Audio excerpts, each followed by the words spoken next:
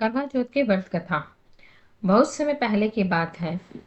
एक साहूकार के 7 बेटे और उसकी एक बहन करवा थी।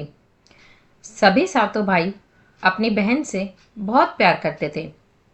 यहाँ तक कि पहले वे उसे खाना खिलाते थे, उसके बाद ही स्वयं खाना खाते थे।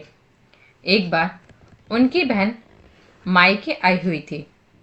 शाम को सब अपना व्यापार व्यवसाय बंद कर कर घर आए तो देखा उनकी बहन बहुत व्याकुल थी। सभी भाई खाना खाने बैठे और अपनी बहन से भी खाने का आग्रह करने लगे, लेकिन बहन ने बताया, नहीं भाई, आज मेरा करवा चौथ का निर्जल व्रत है और मैं खाना सिर्फ चांद को देखकर ही, उसे अर्घ देकर ही खा सकती हूँ। और चंद्रमा तो अभी तक निकला नहीं है, इसलिए वो भूख प्यास से जो है व्याकुल हो उठे। तो सबसे छोटे भाई को अपनी इस बहन की ऐसी हालत देखी नहीं जाती।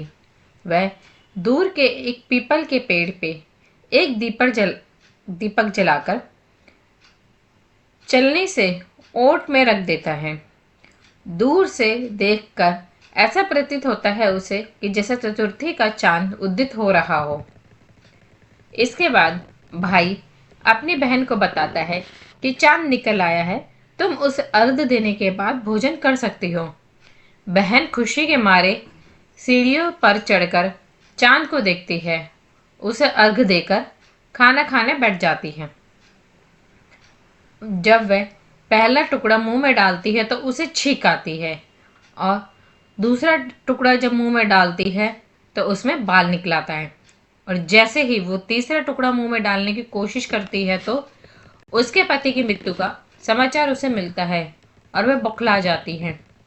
उसकी भाभी उसे सच्चाई से अवगत कराती हैं कि उसके साथ ऐसा क्यों हुआ।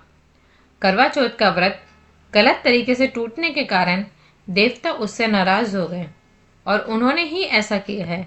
सच्चाई जानने के बाद करवा निश्चय करती है कि वह अपने पति का अंतिम संस्कार नहीं होने देगी और अपने सत्वित से उन्हें पूर्व जन्म दिलाकर रहेगी।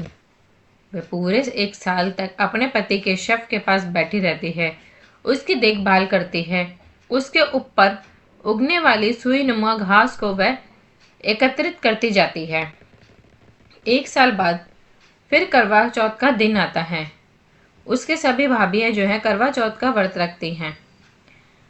जब भाभियां उससे आशीर्वाद लेने आती हैं तो वह प्रत्येक भाभी से यम सुई ले लो, पिए सुई दे दो, मुझे भी अपनी जैसे सुहागिन बना दो, ऐसा आग्रह करती है।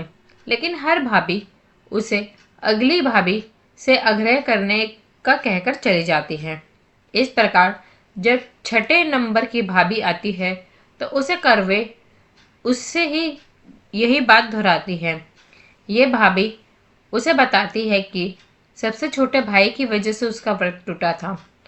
उसकी पत्नी में ही शक्ति है कि वह तुम्हारे पति को दोबारा जीवित कर सकती है, इसलिए जब वह आए तो तुम उसे पकड़ लेना और जब तक वह तुम्हारे पति को जिंदा ना कर दे उसे छोड़ना नहीं। ऐसा कहकर वह चली जाती है। सबसे अंत में छोटी भाभी आती है। करवा उनसे भी सुहागिन बनने का आग्रह करती है, लेकिन वह टाल मटोली करने लगती हैं। इसे देख करवा उन्हें जोर से पकड़ लेती है और अपने सुहाग को जिंदा करने के लिए कहती है। भाभी उसे छुड़ाने के लिए नोचती है, खसोटती है, लेकिन करवा नहीं छोड़ती।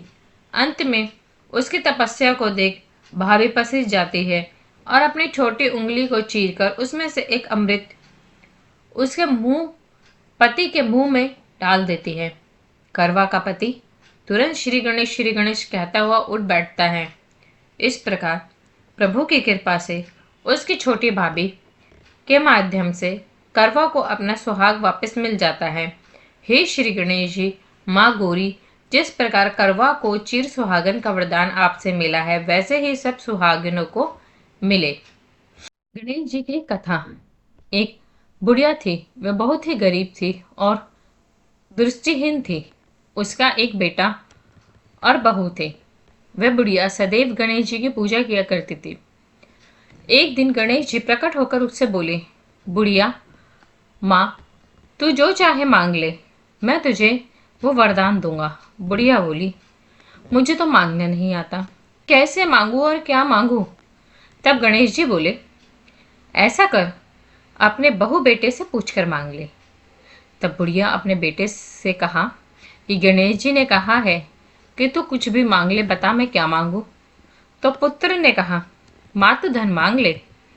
बहू से पूछा तो बहू ने कहा कि माँ तू नाती मांग ले।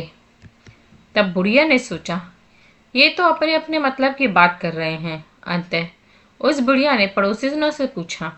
उन्होंने कहा, बुढ़िया तू तो थोड़े दिन जिएगी, क्यों तू मांगे धन और क्यों तू मांगे नाती?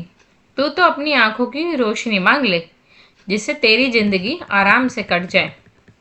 इस पर बुढ़िया बोली, यदि आप गणेश जी आप मुझ पर प्रसन्न हैं तो मुझे 9 करोड़ की माया दे, निरोगी काया दे, अमर सुहाग दे, आंखों की रोशनी दे, नाती दे, पोता दे और सब परिवार को सुख दे, अंत में मोक्ष दे। ये सुनकर गणेश जी बोले, बुढ़िया माँ, तूने तो मुझे ठग लिया, फिर भी जो तूने मुझे मांगा है वचन के अनुसार तुझे वो सब मिलेगा। ये कहकर गणेश जी अंतर्ध्यान हो गए। उधर माँ ने बुढ़िया माँ ने जो कुछ सब मांगा था सब उसे मिल गया। हे गणेश जी महाराज, जैसे तुमने उस बुढ़िया माँ को सब कुछ दिया वैसे ही सब